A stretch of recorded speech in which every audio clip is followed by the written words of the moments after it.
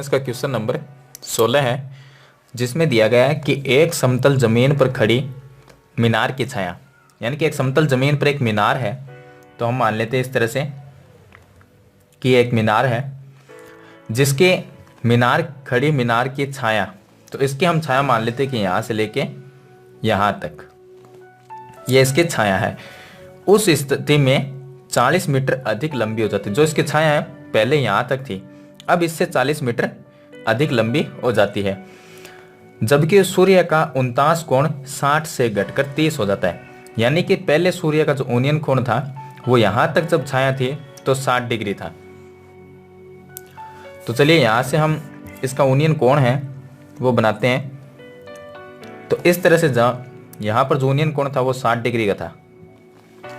अब ये छाया और अधिक लंबी हो जाती है 40 मीटर कि यहाँ से लेके यहाँ तक ये छाया इसके 40 मीटर अधिक लंबी हो जाती है, इसकी ये लंबाई हो गई।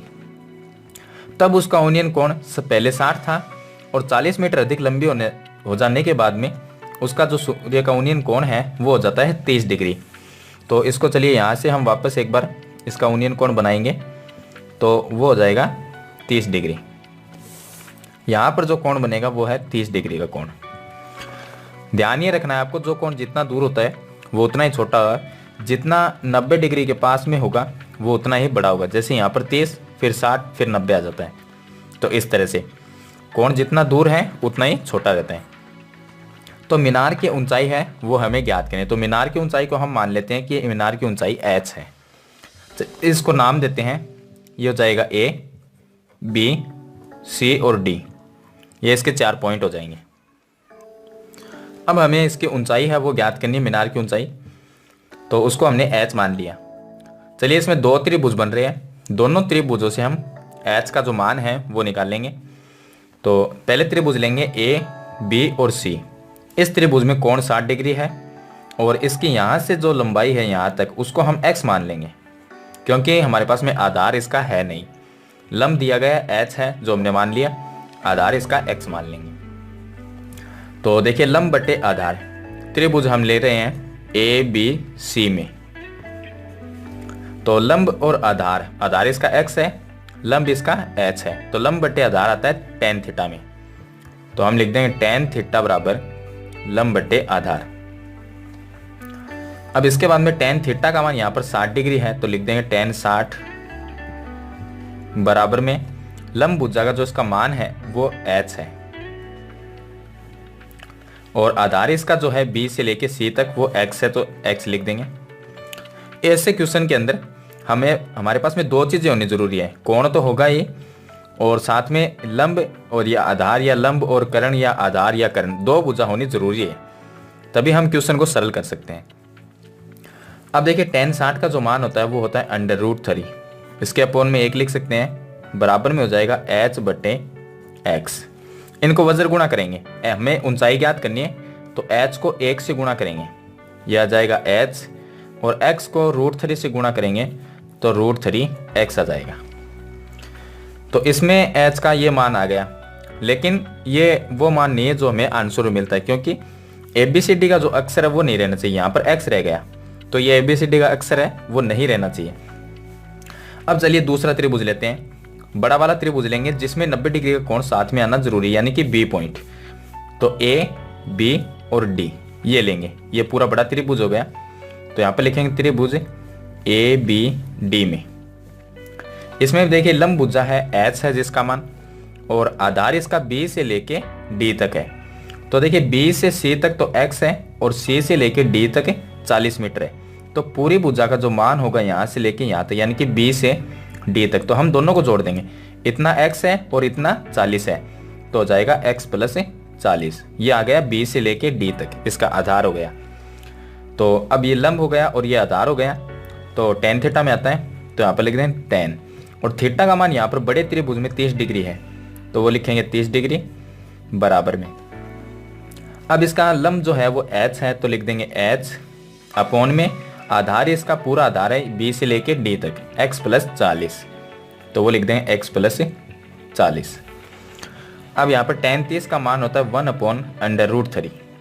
बराबर में लिखेंगे h अपॉन में x प्लस 40। अब यहाँ पर h का मान निकालेंगे यहाँ से भी, तो h को √3 से इनको वज्र गुणा करेंगे, h को √3 से गुणा करेंगे, ये आ जाएगा √3h बराबर में x प्लस 40 को 1 से गुणा करेंगे, x प्लस 40 आ जाएगा। अब यहाँ पर √3 है, तो देखिए यहाँ से अगर h का मान निकाले, इस समीकरण से निकालें या इससे निकालें, कोई भी समीकरण से निकाल सकते हैं, लेकिन यहाँ पर h के अलावा x आ रहा है, तो हमें x के स्थान पे x का कोई मान रखना है। चलिए हम इसको मानते हैं समीकरण 1, इसको मानते हैं समीकरण नंबर 2। अब देखिए हम समीकरण 1 से x का मान निकाल लेंगे और समीकरण 2 में x की जगह रख देंगे, फिर यहाँ से h का मान है वो हमारे पास में ज्ञात हो जाएगा। तो यहाँ से x का मान निकालेंगे तो ये आ जाएगा। अब इसको समीकरण 1 इसको नाम नहीं देंगे, इसमें देखिए x है, इसके गुणा में √3 है, तो वो h के नीचे आ जाएगा, तो h अपॉन में √3 हो जाएगा, बराबर में x रह जाएगा। ये x का मान है, तो यहाँ पर लिख देंगे x का मान समीकरण 2 में रखने पर,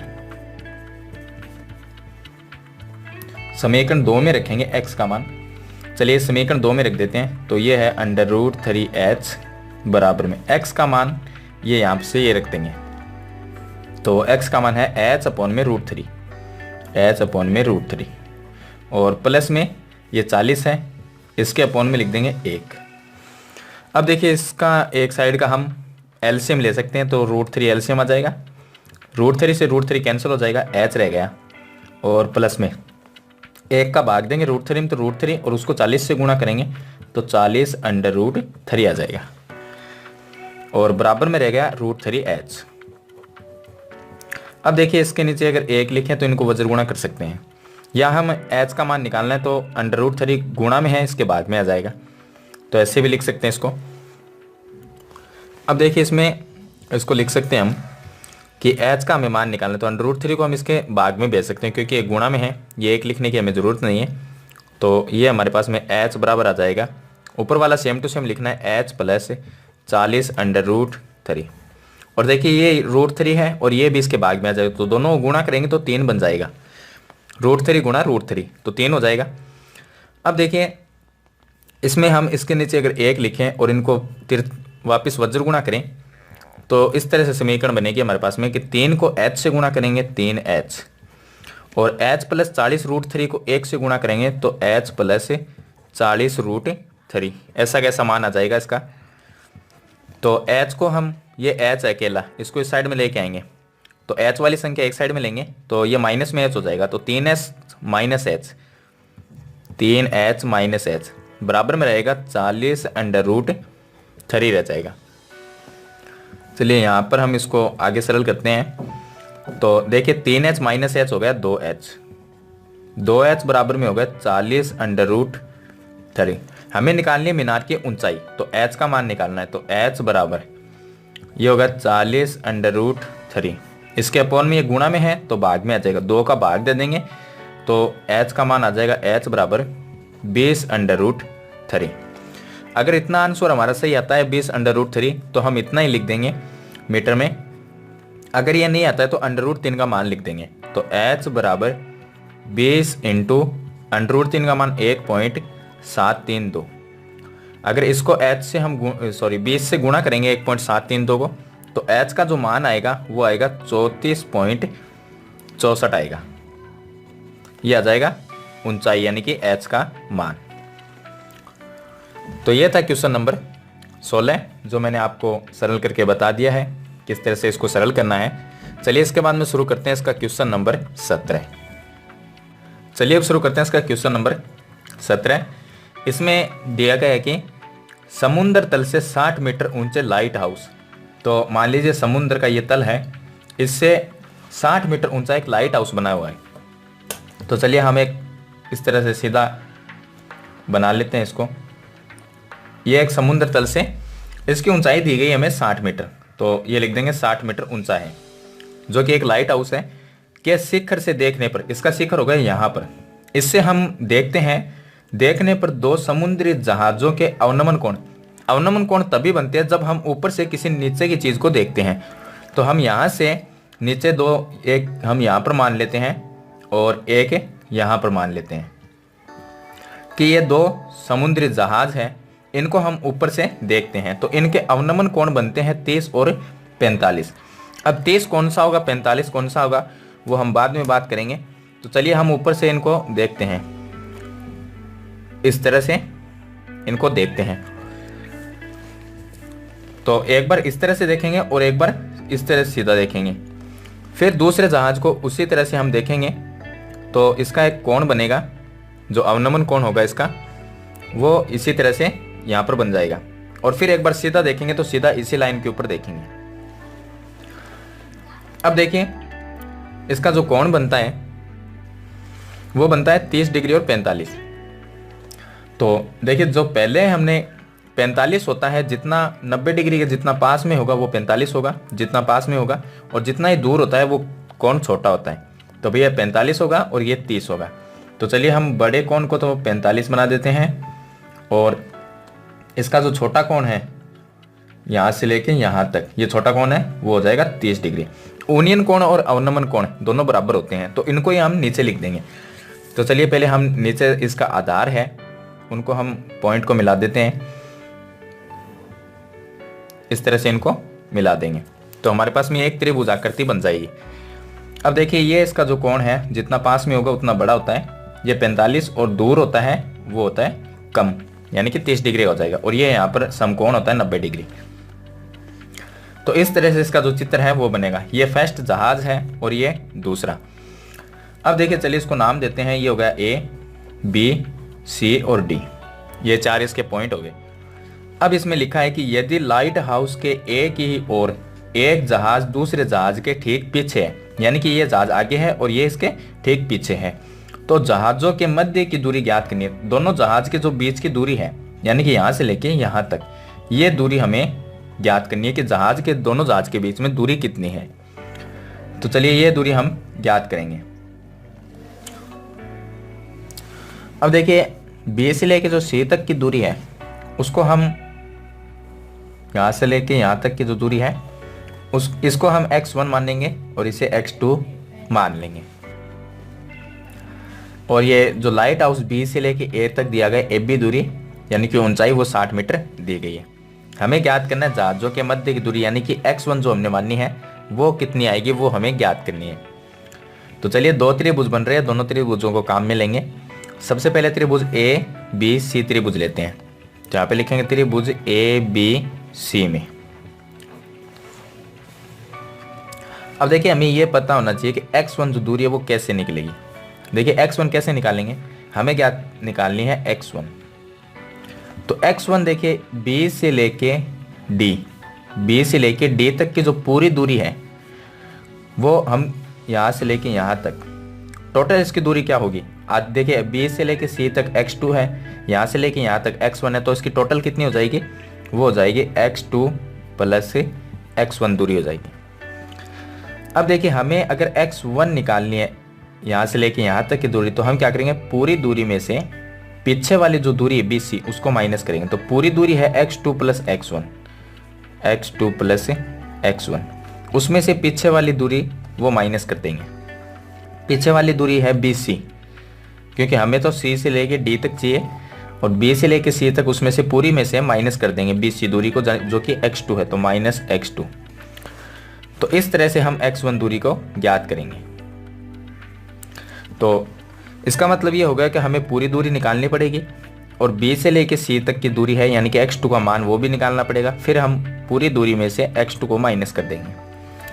तो चलिए ABC त्रिभुज लेते हैं। त्रिभुज ABC में लंब भुजा का मान 60 मीटर है और इसका आधार B से लेके C तक x2 है। तो लंब और आधार होता है tan थीटा में, और थीटा का मान यहाँ पर 45 डिग्री है, तो लिख देंगे tan 45 बराबर में लंब बटे आधार होता है। लंब भुजा का मान 60 मीटर है और आधार इसका x2 मानना है, जो हमने B से लेके C तक, वो लिख देंगे x2।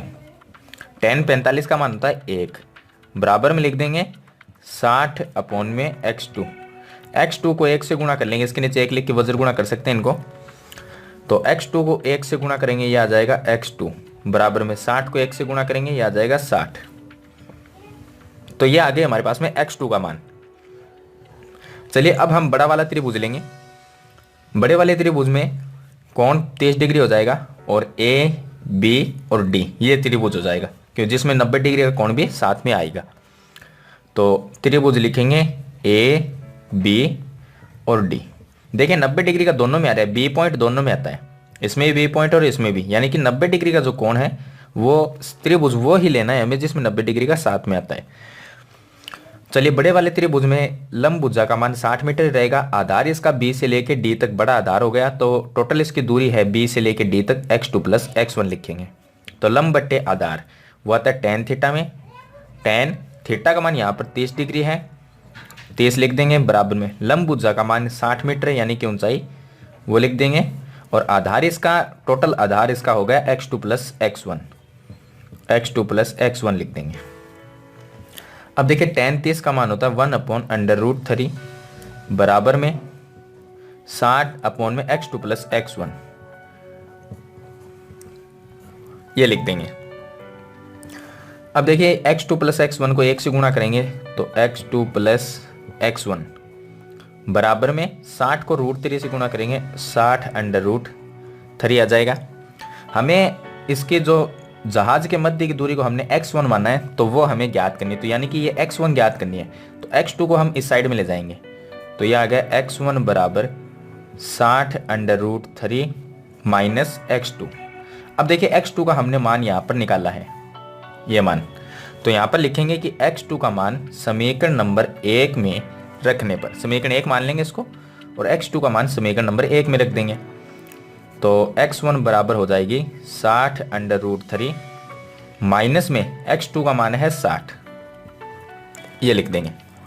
तो x1 बराबर हमारे पास में देखिए दोनों में कॉमन आता है 60, तो यहाँ पर रह जाएगा √3 और यहाँ पर रह जाएगा माइनस में 1। चलिए इसको आगे सरल करते हैं। अब देखिए x1 है उसको लिखेंगे x1 बराबर में, यहाँ पर 60 की जगह 60 लिख देंगे और इनटू, चलिए यहाँ से पहले इसको सरल कर देते हैं थोड़ा सा। देखिए 60 की जगह 60 है और यहाँ पर √3 का मान लिख देंगे 1.732 और माइनस 1.732 माइनस 1 करेंगे तो 0.732 रह जाएगा, तो यहाँ पर रह जाएगा 0.732। इनको हम 60 से गुणा कर देंगे। अब देखिए दोनों को अगर गुणा करेंगे तो x1 बराबर, इनको अगर गुणा करते हैं दोनों को तो इसका जो मान आएगा वो आएगा 43.92, और मीटर में चल रही है क्योंकि यहाँ पे 60 मीटर दिया गया था तो मीटर में लिखेंगे इसको 43.92 मीटर, ये आ जाएगा x1 का मान। x1 हमने मानी थी दोनों जहाज के बीच की दूरी, तो दोनों जहाज के बीच की दूरी है 43.92 मीटर। तो ये था इसका क्वेश्चन नंबर 17। चलिए इसके बाद में शुरू करते हैं इसका क्वेश्चन नंबर 18। चलिए अब शुरू करते हैं क्वेश्चन नंबर 18। इसमें हमें दिया गया है कि 1.5 मीटर लंबा एक लड़का है, तो हम ये मान लेते हैं कि ये 1.5 मीटर की ऊंचाई है, इतना लंबा एक लड़का है, ये 1.5 मीटर दूरी हो गई, ऊंचाई हो गई। लड़का 30 मीटर ऊंचे एक भवन से कुछ दूरी पर खड़ा है। अब इसके सामने एक भवन है, उससे कुछ दूरी पर खड़ा है ये, तो चलिए हम ये मान लेते हैं कि यहाँ से एक भवन मान लेते हैं जिसकी ऊंचाई दे रखी है हमें 30 मीटर। तो हम ये मानते हैं कि इतना ऊंचा एक भवन है जिसकी ऊंचाई हमें दी गई है 30 मीटर दी गई है, तो इस भवन की ऊंचाई है 30 मीटर। अब इसमें लिखा है कि कुछ दूरी पर खड़ा है, मतलब इस भवन से ये लड़का है कुछ दूरी पर खड़ा है। जब वह ऊंचे भवन की ओर जाता है, अब ये इस भवन की ओर चल के आता है, मतलब भवन के पास में आता है, तब उसकी आंख से भवन के शिखर का ऊनियन कोण बनता है 30 डिग्री से 60 डिग्री हो जाता है। तो देखिए पहले यहाँ पर जब खड़ा था तो उसका कोण 30 डिग्री था, और ये भवन की तरफ चल के आता है तो उसका कोण 60 डिग्री हो जाता है। तो चलिए ये यहाँ से भवन की तरफ, अब देखिए लड़के के जो आंख है वो यहाँ से, तो कोण हमेशा आंखों से बनता है, तो यहाँ से हम इस शिखर की तरफ देखेंगे, तो इस शिखर को इस तरह से मिला देंगे इस तरह से, और एक बार ऊपर की तरफ देखते हैं यूनियन कोण बन रहा है, ऊपर की तरफ देखेंगे और एक बार सीधा देखेगा इस तरह से। तो ये जो कोण बनता है इनके बीच में वो पहले 30 डिग्री था जब ये यहाँ पर खड़ा था। अब हम मान लेते हैं कि ये कुछ दूरी पर चल के भवन के पास में आ जाता है। तो मान लीजिए हम ये मान लेते हैं कि ये लड़का वहाँ से चलकर यहाँ पर आके खड़ा हो जाता है और तब वह भवन की ओर फिर से एक बार देखता है। तो एक बार वह भवन के शिखर की तरफ देखेगा यानी कि ऊपर की तरफ, और एक बार सीधा देखेगा तो इसी लाइन पे देखेगा। तो ये जो कोण बनता है वो कोण बनता है 60 डिग्री का।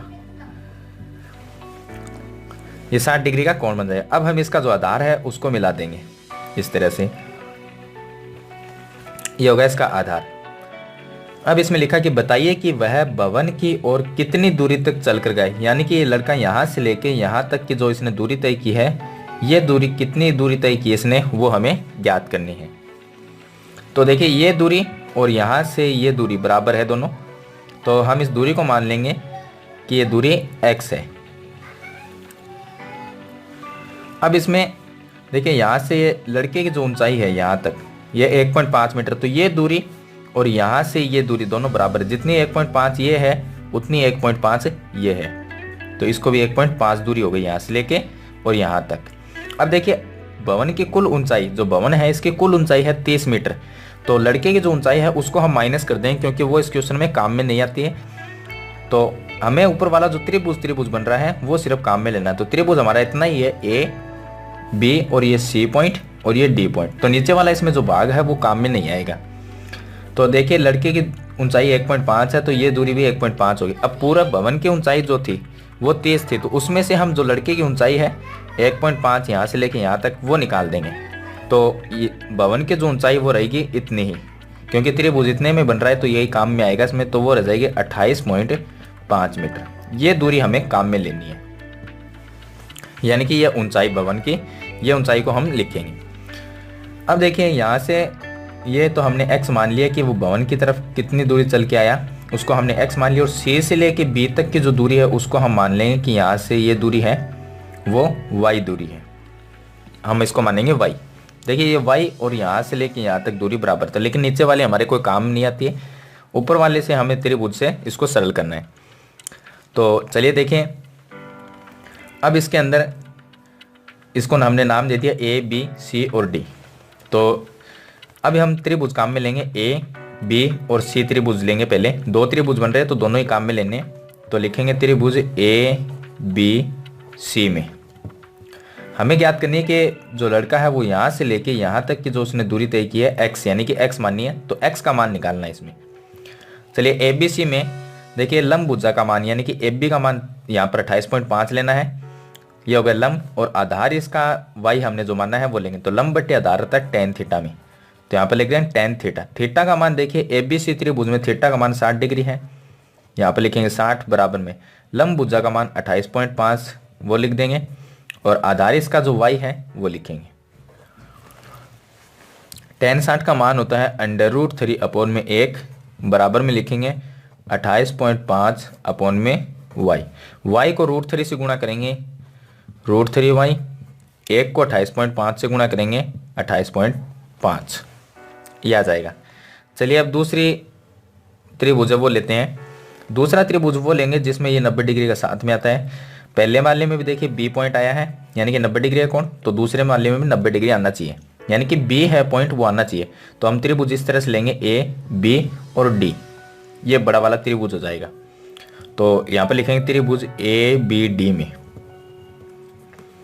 ए बी डी त्रिभुज में ए बी जो इसकी ऊंचाई है वो सेम ही रहेगी 28.5, और इसका आधार अब की बार जो आधार है इसका, यानी कि ये पूरा यहाँ से लेके यहाँ तक बी और डी, बी डी जो दूरी है इसकी वो x है और y, अब इतनी x है और इतनी y है, तो पूरी टोटल को हम प्लस करेंगे, यानी कि x प्लस y हो जाएगी, यानी कि ये पूरी दूरी जो होगी वो हो जाएगी x प्लस y। तो इस बार आधार हमारा b से लेके d तक हो जाएगा x प्लस y, क्योंकि हमने इतनी x मानी है इतनी y मानी है, तो दोनों को प्लस करेंगे तब हमारी पूरी दूरी हो जाएगी ये। अब देखिए इसमें ए बी डी में वही लंब बट्टे आधार हो गया, आधार x प्लस वाई हो गया, और इसका लंब जो भुजा है वो 28.5 है। तो tan थीटा में आता है tan थीटा, थीटा का मान यहाँ पर बड़े वाले त्रिभुज में 30 डिग्री लेंगे, तो ये हो गया 30 डिग्री बराबर में लंब भुजा का मान 28.5, और इसका आधार है वो x प्लस वाई हो जाएगा।